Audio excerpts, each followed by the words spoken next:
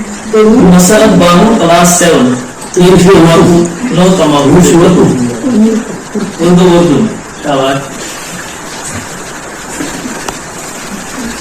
صدر محفل اساتذہ کرام و دیگر سامعین و سامعات السلام علیکم وآداب. میں آج آپ کے سامنے ایک تقریر پیش کرنا چاہتی ہوں جس کا موضوع ہے نشہ ایک لعنت ہے.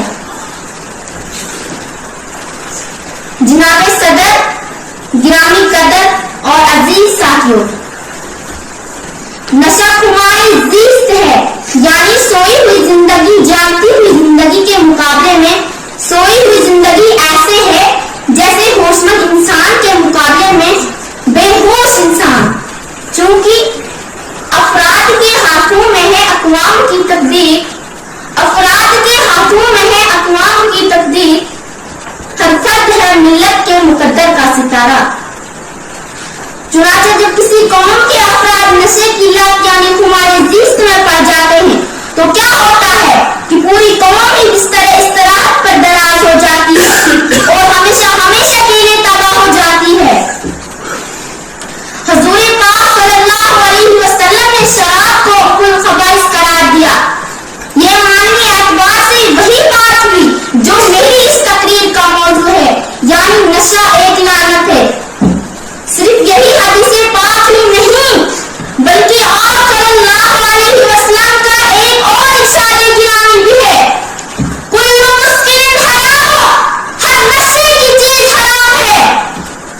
حاضرین مجلس، جب کسی معاشرے میں ذہنی دباؤ بڑھ جاتا ہے، لوگ گھوم، افلاس، قسم پرسی، ناانصافی، عدم تحفظ اور بدعنوانی کا شکار ہو جاتے ہیں تو قابل قوموں کے افراد اپنی قباحتیں دور کرنے کے بجائے اپنے لیے بظاہر آسان راستے کا انتخاب کرتے ہیں.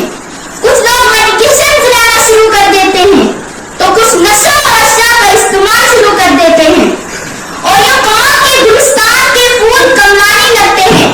شگوفیں اور کلیاں مرجھانے لگتی ہیں، جرأت و تخلیق سے چشمے سوکھنے لگتے ہیں.